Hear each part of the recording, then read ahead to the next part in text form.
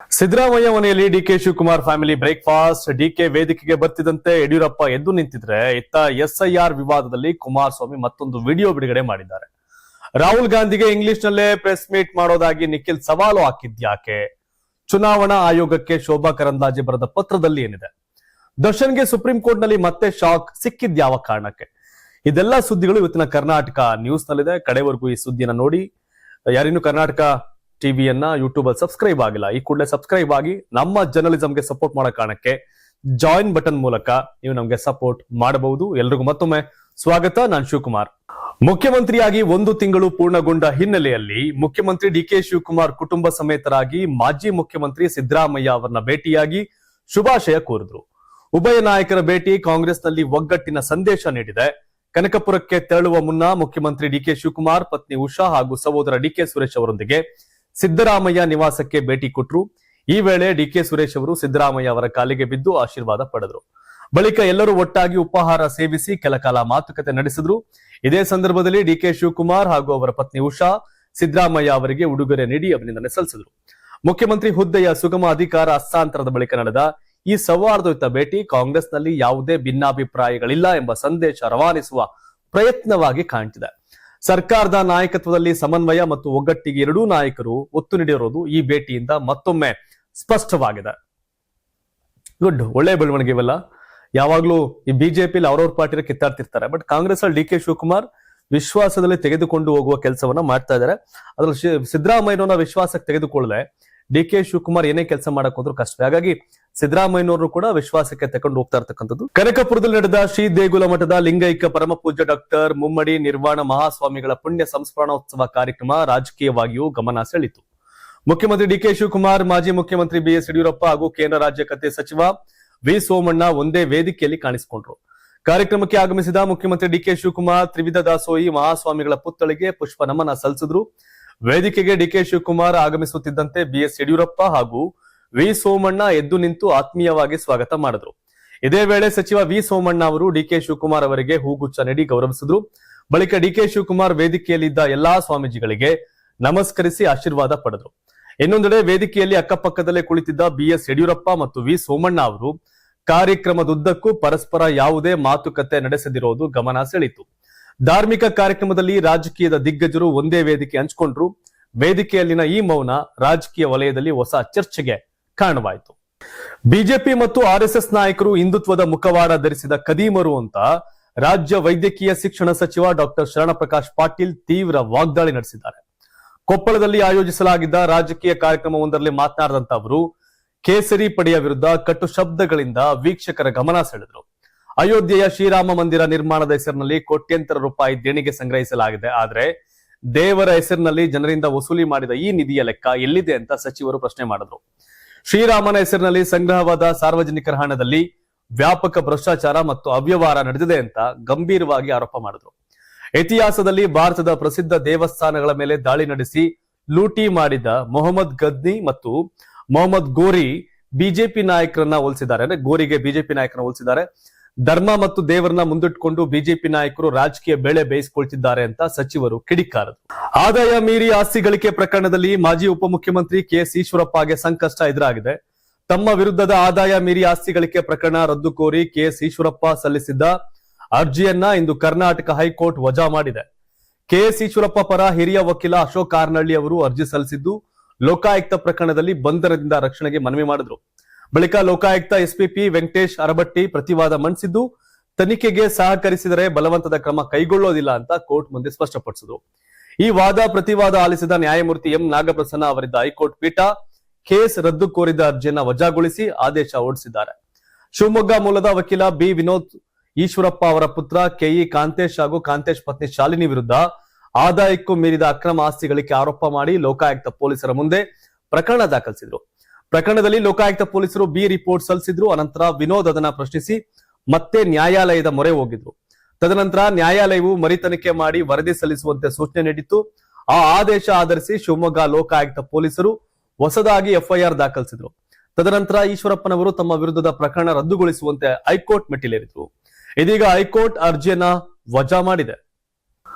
ರಾಜ್ಯದಲ್ಲಿ ನಡೆಯುತ್ತಿರುವ ಮತದಾರರ ಪಟ್ಟಿಯ ವಿಶೇಷ ಸಮಗ್ರ ಪರಿಷ್ಕರಣೆ ಪ್ರಕ್ರಿಯೆ ಮತ್ತಷ್ಟು ರಾಜಕೀಯ ವಿವಾದಕ್ಕೆ ಕಾರಣವಾಗಿದೆ.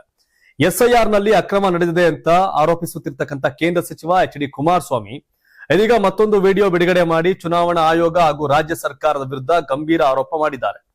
ಜೆಡಿಎಸ್ ಕಚೇರಿ ಜೆಪಿ ಭವನದಲ್ಲಿ ಸುದ್ದಿಗೋಷ್ಠಿ ನಡೆಸಿದ ಕುಮಾರಸ್ವಾಮಿ ಅವರು ಯಶವಂತಪುರ ವಿಧಾನಸಭಾ ಕ್ಷೇತ್ರಕ್ಕೆ ಸಂಬಂಧಪಟ್ಟಂತೆ ಎಸ್ಐಆರ್ ಪ್ರಕ್ರಿಯೆಯ ವಿಡಿಯೋವನ್ನ ಬಿಡುಗಡೆ ಮಾಡಿದ್ರು. ವಿಡಿಯೋದಲ್ಲಿ ಬೂತ್ ಮಟ್ಟದ ಅಧಿಕಾರಿಗಳಾದ ಬಿಎಲ್ಒಗಳು, ಶಾಸಕ ಎಸ್ ಟಿ ಸೋಮಶೇಖರ್ ಅವರ ಭಾವಚಿತ್ರ ಇರುವ ಪುಸ್ತಕವನ್ನು ಹಿಡಿದುಕೊಂಡಿರುವ ದೃಶ್ಯಗಳು ಕಾಣಿಸುತ್ತಿವೆ ಅಂತ ಅವರು ಆರೋಪ ಮಾಡಿದ್ರು. ಮತದಾರರ ಪಟ್ಟಿಯ ಪರಿಷ್ಕರಣೆ ಪ್ರಕ್ರಿಯೆ ರಾಜಕೀಯ ಪ್ರಭಾವಕ್ಕೆ ಒಳಗಾಗಿರುವುದಕ್ಕೆ ಇದು ಸಾಕ್ಷಿಯಾಗಿದೆ ಅಂತ ಕುಮಾರಸ್ವಾಮಿ ಹೇಳಿದ್ರು. ಸರ್ಕಾರ ಅಧಿಕಾರಿಗಳನ್ನ ತಮ್ಮ ಗುಲಾಮರಂತೆ ಬಳಸಿಕೊಳ್ತಾ ಇದೆ. ಮತದಾರರ ಹಕ್ಕನ್ನ ಕಸಿದುಕೊಳ್ಳುವ ಮೂಲಕ ಸಂವಿಧಾನದ ಆಶಯವನ್ನೇ ದುರ್ಬಲಗೊಳಿಸುವ ಪ್ರಯತ್ನ ನಡೀತಿದೆ ಅಂತ ವಾಗ್ದಾಳಿ ನಡೆಸಿದ್ರು. ರಾಜ್ಯದ ವಿವಿಧ ಭಾಗಗಳಿಂದ ಎಸ್ಐಆರ್ ಪ್ರಕ್ರಿಯೆ ಬಗ್ಗೆ ದೂರುಗಳು ಬರುತ್ತಿವೆ. ಈ ಎಲ್ಲಾ ಮಾಹಿತಿಯೊಂದಿಗೆ ಶೀಘ್ರದಲ್ಲೇ ಕೇಂದ್ರ ಚುನಾವಣಾ ಆಯುಕ್ತರನ್ನ ಭೇಟಿ ಮಾಡೋಕೆ ಸಮಯ ಕೋರಲಿದ್ದೇನೆ. ಜೊತೆಗೆ ರಾಜ್ಯ ಮುಖ್ಯ ಚುನಾವಣಾಧಿಕಾರಿಯನ್ನೂ ಭೇಟಿ ಮಾಡಿ ಅಕ್ರಮಗಳ ಬಗ್ಗೆ ದೂರು ಸಲ್ಲಿಸಲಾಗುವುದು ಅಂತ ತಿಳಿಸಿದ್ರು.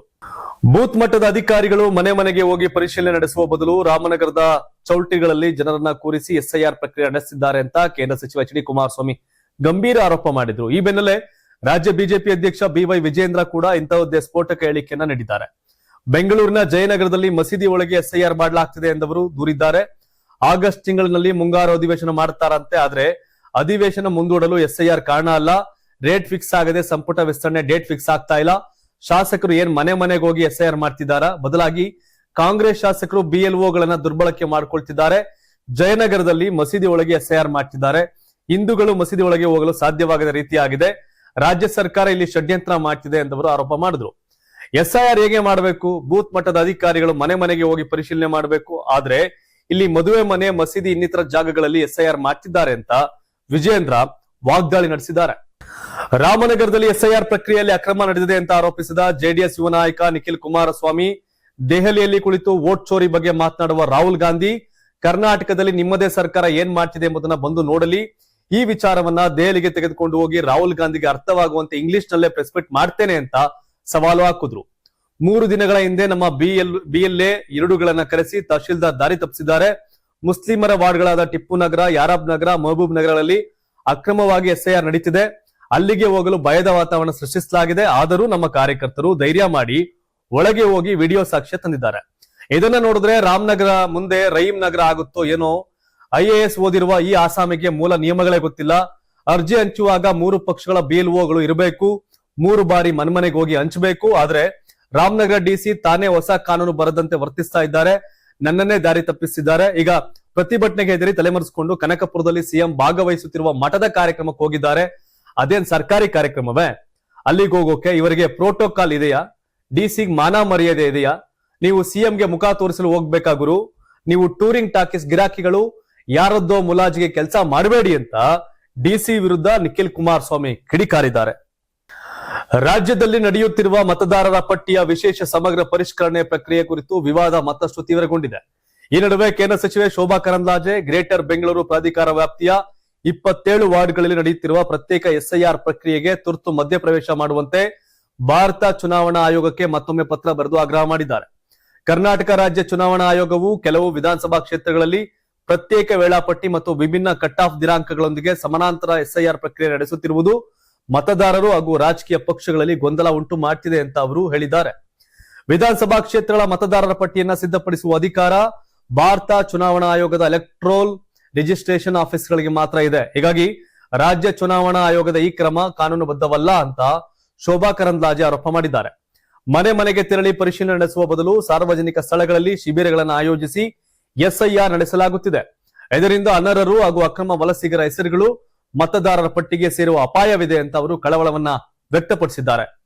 ರೇಣುಕಾಸ್ವಾಮಿ ಕೊಲೆ ಪ್ರಕರಣಕ್ಕೆ ಸಂಬಂಧಿಸಿದಂತೆ ನಟ ಹಾಗೂ ಆರೋಪಿ ದರ್ಶನ್ ತೂಗುದೀಪ್ ಸುಪ್ರೀಂ ಕೋರ್ಟ್ ನಲ್ಲಿ ಮತ್ತೊಮ್ಮೆ ಹಿನ್ನಡೆಯಾಗಿದೆ. ಸುಪ್ರೀಂ ಕೋರ್ಟ್ಗೆ ಸಲ್ಲಿಸಲಾಗಿದ್ದ ಅವರ ಪ್ರಮುಖ ಅರ್ಜಿಯೊಂದು ವಿಚಾರಣೆಯ ಹಂತ ತಲುಪುವ ಮುನ್ನವೇ ವಜಾಗೊಂಡಿದೆ. ತಮ್ಮ ವಿರುದ್ಧದ ಆದೇಶವನ್ನ ಮಾರ್ಪಾಡು ಮಾಡುವಂತೆ ಕೋರಿ ದರ್ಶನ್ ಸುಪ್ರೀಂ ಕೋರ್ಟ್ ನಲ್ಲಿ ಕೆಲ ದಿನಗಳ ಹಿಂದೆಯಷ್ಟೇ ಅರ್ಜಿ ಸಲ್ಲಿಕೆ ಮಾಡಿದ್ರು. ವಿಶೇಷವೆಂದರೆ ಈ ಅರ್ಜಿಯು ನ್ಯಾಯಮೂರ್ತಿಗಳ ಪೀಠದ ಮುಂದೆ ಬಂದು ವಿಚಾರಣೆಗೆ ಒಳಗಾಗುವ ಮುನ್ನವೇ ಪ್ರಾಥಮಿಕ ಪರಿಶೀಲನಾ ಹಂತದಲ್ಲೇ ತಿರಸ್ಕೃತಗೊಂಡಿದೆ. 1 ವರ್ಷದ ಜೈಲು ಆದೇಶವನ್ನ ಮರುಪರಿಶೀಲನೆ ಮಾಡಬೇಕು ಅಂತ ಕೋರಿ ದರ್ಶನ್ ಪರ ವಕೀಲರು ಸುಪ್ರೀಂ ಕೋರ್ಟ್ ಮೆಟ್ಟಿಲೇರಿದ್ರು. ಆದ್ರೆ ಅರ್ಜಿಯ ತಾಂತ್ರಿಕತೆ ಮತ್ತು ಕಾನೂನು ಅಂಶಗಳನ್ನು ಪರಿಶೀಲಿಸಿದ ಸುಪ್ರೀಂ ಕೋರ್ಟ್ ರಿಜಿಸ್ಟ್ರಾರ್ ಅವರು ಇಂದು ಈ ಅರ್ಜಿಯನ್ನ ವಜಾಗೊಳಿಸಿ ಆದೇಶ ಹೊರಡಿಸಿದ್ದಾರೆ. ರೇಣುಕಾಸ್ವಾಮಿಯ ಭೀಕರ ಹತ್ಯೆ ಪ್ರಕರಣದ ಟ್ರಯಲ್ ನಡೆಯುತ್ತಿರುವ ಬೆನ್ನಲ್ಲೇ ಸುಪ್ರೀಂ ಕೋರ್ಟ್ ನಲ್ಲಿ ಸಿಗಬಹುದು ಎನ್ನಲಾಗಿದ್ದ ಕಾನೂನು ಪರಿಹಾರದ ಹಾದಿ ಸದ್ಯಕ್ಕೆ ದರ್ಶನ್ ಅವರಿಗೆ ಮುಚ್ಚಿದಂತಾಗಿದೆ. ರಿಜಿಸ್ಟ್ರಾರ್ ಮಟ್ಟದಲ್ಲಿ ಅರ್ಜಿ ವಜಾಗೊಂಡಿರುವುದು ದರ್ಶನ್ಗೆ ಆಘಾತವಾಗಿದೆ. ಮುಸ್ಲಿಂ ಧರ್ಮಗುರುಗಳಿಗೆ ಅವಮಾನ ಆರೋಪ ಮೇಲೆ ಹಿಂದೂ ಪರ ಹೋರಾಟಗಾರ ಪುನೀತ್ ಕೆರಳಿಯನ್ನ ಕುಮಾರಸ್ವಾಮಿ ಲೇಔಟ್ ಪೊಲೀಸರು ಬಂಧಿಸಿದ್ದಾರೆ. ಮುಸ್ಲಿಂ ಧರ್ಮಗುರುಗಳಿಗೆ ಅವಮಾನ ಮಾಡಿದ್ದಾರೆ ಎಂದು ಅಬ್ದುಲ್ ರಜಾಕ್ ಎಂಬುವರು ದೂರು ಸಲ್ಲಿಸಿದ್ರು. ಈ ದೂರಿನ ಆಧಾರದ ಮೇಲೆ ಆಲೂರು ತಾಲೂಕಿನ ಕೆರೆಹಳ್ಳಿ ಗ್ರಾಮದ ಅವರ ನಿವಾಸದ ಮೇಲೆ ಪೊಲೀಸರು ದಾಳಿ ಮಾಡಿ ಬಂಧಿಸಿ ಕರೆದೊಯ್ದಿದ್ದಾರೆ. ಬಂಧನದ ವೇಳೆ ಸರ್ಕಾರದ ವಿರುದ್ಧ ಅವರು ಕಿಡಿಕಾರಿದ್ದಾರೆ. ನನಗೆ ಜೀವ ಬೆದರಿಕೆ ಇದೆ. ಅಬ್ದುಲ್ ರಜಾಕ್ ವಿರುದ್ಧ ನಾನು ದೂರು ಕೊಟ್ಟಿದ್ದೇನೆ. ಅವನನ್ನ ಬಂಧಿಸದೆ ನನ್ನನ್ನು ಬಂಧಿಸಿದ್ದಾರೆ. ಕಾಂಗ್ರೆಸ್ ಸರ್ಕಾರ ಅಧಿಕಾರ ದುರ್ಬಳಕೆ ಮಾಡಿಕೊಂಡಿದೆ. ನನ್ನ ವಿರುದ್ಧ ಷಡ್ಯಂತ್ರ ಮಾಡಿದ್ದಾರೆ ಅಂತ ಆಕ್ರೋಶ ಹೊರಹಾಕಿದ್ದಾರೆ. ಪುನೀತ್ ಕೆರೆಹಳ್ಳಿ ಬಂಧಿಸುತ್ತಿದ್ದಂತೆ ಅವರ ತಾಯಿ ಕಣ್ಣೀರಿಟ್ಟಿದ್ದಾರೆ. ಈ ದೃಶ್ಯಗಳು ಕ್ಯಾಮೆರಾದಲ್ಲಿ ಸೆರೆಯಾಗಿದ್ದು ಸಾಮಾಜಿಕ ಜಾಲತಾಣದಲ್ಲಿ ವೈರಲ್ ಆಗಿದೆ. ಇದಿಷ್ಟು ಇಂದಿನ ಕರ್ನಾಟಕ ನ್ಯೂಸ್ ಸುದ್ದಿಗಳ ಬಗ್ಗೆ ತಮ್ಮ ಅಭಿಪ್ರಾಯ ಏನು ಕಾಮೆಂಟ್ ಮಾಡಿ. ತಮ್ಮ ಜಿಲ್ಲೆ ಯಾವುದು, ತಮ್ಮ ಜಿಲ್ಲೆ ಬಗ್ಗೆ ಕಾಮೆಂಟ್ ಮಾಡಿ. ಧನ್ಯವಾದ. ಇದು ಕರ್ನಾಟಕ ಟಿವಿ, ಕನ್ನಡಿಗರ ಧ್ವನಿ. ನಿಮ್ ಜಿಲ್ಲೆ ಯಾವುದು ಅಂತ ಹೇಳಿದಾಗ ಆ ಜಿಲ್ಲೆಯವರು ಹೆಚ್ಚಿನ ಸಂಖ್ಯೆ ಆ ಜಿಲ್ಲೆಯ ಸುದ್ದಿಗಳನ್ನು ಕೂಡ ಕವರ್ ಮಾಡ್ಲಿಕ್ಕೆ ನಮ್ಗೆ ಅನುಕೂಲ ಆಗುತ್ತೆ ಅನ್ನೋ ದೃಷ್ಟಿಯಿಂದ ಅಷ್ಟೇ. ಧನ್ಯವಾದ. ಇದು ಕರ್ನಾಟಕ ಟಿವಿ, ಕನ್ನಡಿಗರ ಧ್ವನಿ.